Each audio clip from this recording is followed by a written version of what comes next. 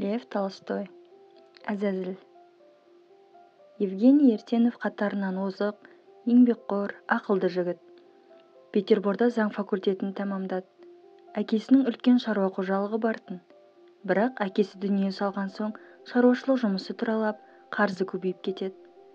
Евгений оқуды аяқтап ауылға оралды. Істі қайта қолға алып, аяғынан тік тұрғызды.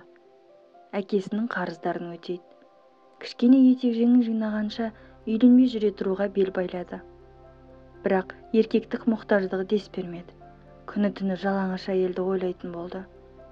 Студент кезінде әртүрлі әйелмен әуейі болып жүрді. Соңғы рет тігінші әйелмен ойнап күлген еді. Ауылға келгелі 2 айдан асты. Өзін тежей алар емес. Қалаға барып келу керек пе? Бірақ сол нәрсеге бола алысқа сапар шегу тиімсіз. Шаруа қожалығын тастап шыға алмайды. Ауылдағы өткен-кеткен қызға көзін сатып, әбден сілесі құрды.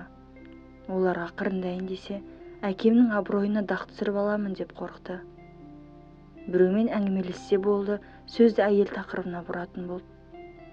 Бір күні орман қарауылы Данила Ивановичпен сөйлесті. Сөз арасында өзінің қатты титықтағанын жеткізді. Көңілдес тауып берсе ақшасын төлейтінін айтты. Данилада тіс қаққан әккі болатын. Степанида деген әйелді көндіріп алып келді. Степанида асқан сұлу болмаса да жарасымды дене бітімі бар еді. Күйеуі әскери болған соң жиі іс сапарда жүретін. Степанидамен көңіл қосқан соң жаны тыныштағандай болды. Еш алаңсыз жұмысын істей берді. Евгений некесі төсек бөлісуді ар-ұяттың тарасына салмайтын. Құмарлықты уақытында қысымнан шығарып тұруға жет деп түйді. Оны денсаулыққа пайдалы, бел босаса жұмыс тез жүреді деп санады. Ашынасымен төсекте табысқан соң ар-ұятты қатты мазалайтын. Әсіресе Степаниданың күйеуінен қатты ұялды. Ондайда бұл соңғы рет, енді жоламаймын деп ұятын жұбатып қоятын. Бірақ бұл тірлік біреумен тоқтамады. Көңілдесімен тоғайда, малқорада жасырын кездесіп жүре берді. Бірақ өзін бұл серілік уақытша ғана, үйленген соң басылады деп жұбатты. Тіпті Степанидамен қарым-қатынасын ашыналыққа жатқызбады. Себебі мұның ойынша көңілдеске ақы төленбеуі тиіс. Ал бұл әр кездескен сайын Степанидаға бір сом беріп тұрды. Яғни бұл әрекетінің қызмет түрі деп есептеді. Евгений қалаға барғыштап жүріп бірде Анискейлердің әулетімен танысқан.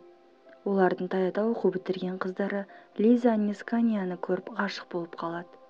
Ұзамай құда түсіп үйленді. Махаббаттың бал дәурені басталды. Евгений бұл кезде бақытты еді. Күнде ерте тұрып шаруашылықты аралайды, зауыт жұмысын көреді, кейде егістікке барып қайтады, түсте үйіне асығып оралады. Кешке әйел екеуі атқа мініп серуендейді. Баяғы көңілдесін ұмытып та кеткен еді. Бір күні әдеттегідей үйіне келген еді. Ойда жоқта Степаниданы көріп аңтарылып қалды. Мұның әйеліне қолғап сетіп, үйде еден жуып жүр екен. Кеше Лиза үй жинауға қызметші әйелдер іздеп жүрген еді, бірақ қызметшіге Степаниданы алады деп ойламапты. Евгенийдің қабағы түйіліп ашуланып кетіп еді, бірақ ашуын құмарлығы тез жегендеді. Ұры көзі Степаниданың жалаңаш балтырын ішіп жеп бара жатты. Қалай жұтынғанын өзі сезбей қалды. Несіне телміріп тұрмын, үйге кірейін деп бетін бұрып алған еді. 5 қадам аттағанда тағы бір қарасай деп біреу сыбырлағандай болды. Мойны еріксіз бұрылды. Тағы да көзі балтырына түсті. Құдайым-ау, не істеп тұрмын деп өз қылғына ұялып, үйге шапшаң кіріп кетті. Бірақ жүрегі аузына тығылып, шашынан бақайына дейін түсініксіз толқын жүріп жатты. Көзін жұмып еді, Степаниданың жалаңаш денесі елестеді. Есіктен қайта барып сығалағысы келді. Ішінен біреу қазір Степаниданы оңаша қалады, барып тіл қат деп бұйырып жатты. Бір кезде адал жары Лиза ойлап еді, ұялып кетті. Лиза байғұс періште ғой, менің сұмпай ойымнан бейхабар деп өзін жазғыра бастады. Ертесіне Степаниданы жұмыстан шығарып жіберді. Осыдан бастап Евгенийдің өмірі күрт өзгерді. Көзін жұмса болды, баяғы ашынасы елестейтін болды. Жүрегінен бір құрт кеміріп жатқан сияқты қиналады. Бірде ауылда той-думан болған. билеп жүрген Степаниданы көргенде құмарлығын тежей алмады. Одан көз алмай қарады да отырды. Бір кезде бұрынғы ашынасының орманға қарай беттегенін көріп, ізінен жүгіргені сол еді, Самохин деген шал ұстап қалды. Егер ол болмағанда өзін тоқтатуға еркі жоқ еді. Ертесіне тағы да Степаниданы ойлады. Сәл ертерек жүгіргенде кездесер ме еді? Әттең, шал ұстап қалды деп өкінді. Бір кезде өз қиялынан өзі шошыды. Тіпті ойдан арылу үшін саусағын майшамен күйдіріп көрді, бірақ сілімтік ойын жеңе алмады. Мол ақша беріп Степаниданы бала-шағасымен басқа жаққа көшіріп жіберуді де ойлаған. Солай етсе, мазасыз көңілден құтылатындай үміт еткен, бірақ дегені болмады. Әйелімен бұрынғыдай төсек ләззатында бөлісе алмады. Қойнында әйел емес, құдды бір ашынасы жатқандай елестеді. Бір күні Әзәзіл ойдан құтылатын амал тапқандай болды. Қырымға уақытша көшіп кетті. Ол жақта ескі достарымен, бауырларымен жүздесіп марқайып қалды. Ұзамай әйелі босанды. Қылығы тәтті қыз туып берді. Бір қызығы Степанида жайлы түк ойламады. Расымен сайқал бейнеден құтылғандай сезінді. Қызының тәтті қылығы бәрін өзгертті. Күз түсе Евгений елге оралды. Күзде қызылшасы мол өнімге қарық қылды. Зауыты гүрілдеп жүріп тұрды. Кәсібі дөңгелей берді.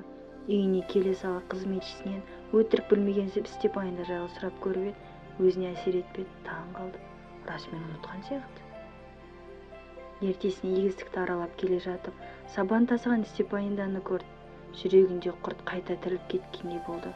Көзі еріксіз тырсиған көйлек ішіндегі дөңгелеген бөксеге түсті. Арам қиялы ақылын байлап алды. Баяғы тоғай ішінде аймаласқан кездер есіне түсті. Степаниданың артына жайлап еріп отырып, оның үй жағына қалай келіп қалғанын өзі сезбей қалды. Біреу көріп қалмады ма деп жан-жағына шошына қарады да тез зып берді. Евгенийдің алдында 3-ақ жол қалғандай көрінді. Бірі Степаниданы күйеуінен тартып алып үйлену, бірақ бұл кезде әйелін кәсібін тастап басқа қалаға көшіп сонда өмір сүру керек. Екіншісі Степаниданы өлтіріп қалған ғұмырын түрмеде өткізу. Үшіншісі өзін өлтіру. Бірақ үш ойы да баянды үміттің жолын көрсете алмады. Қалай ойласа да ой санасы тығырыққа тіреле берді. Бойдақ кезде жауапсыз ойнап күлгеннің, махаббатсыз төсек рахатын іздегеннің осылай опа бермесін түсінді. Қалаған уақытымды құмарлығым тежей алмадым. Батыр ойлары күл-талқан болады. Ең қиын тигені әйел мен бейкүнә сәбиінің бетіне қарай алмай ұяттан өртенді. Әйелі күйеуінің азапты күйін көріп, себебін сұрай берді. Бұл шынын айтқысы келсе де қысылып, ағынан ақтарыла алмады. Мұндай кезде бұрышқа қамалып қалатындай сезінетін. Ал әйелі күйеуінің азапты халін көріп, жаны ашыды. Бұрыннан байқап жүреді, мәнісін қатты білгісі келді. Бірде күйеуіне жалынып себебін сұрап қоймады. Күйеу айтуға оқталғанымен адал жарының періште жүзін көріп дәті шыдамады.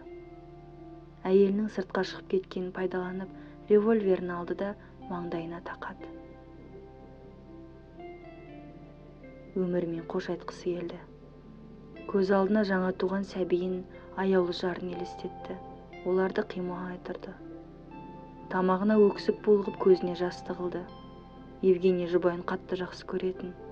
Үйленгелі көзіне шөп салмады. Әйелінің алдында ары таза, өлмей қойса да болар еді, бірақ ар-ождан құмарлықтың қызыл еті талап жатты. Бір кезде қайдан шыққаны белгісіз көз алдына Степаниданың сайқал бейнесі келе қалды. Қызыл орамалын бұлғап, мұны тоғайға шақырғандай болды. Күлкісі бейне бір арсалаңдаған Әзәзілден алмайды. Оны жек көріп кетті, көргісі келмеді. Құмарлығы қажаған сол бір дәуренге қарғыс айтты. Қолы дір-дір етіп, тістері қалшылдап кетті. Езуінен түкірігі ағып, иегін былғады. Шіріппені басуға ғана батылдығы жетті. Бұл кезде оның Әзәзіл оймен арпалысатындай да күші қалмап еді.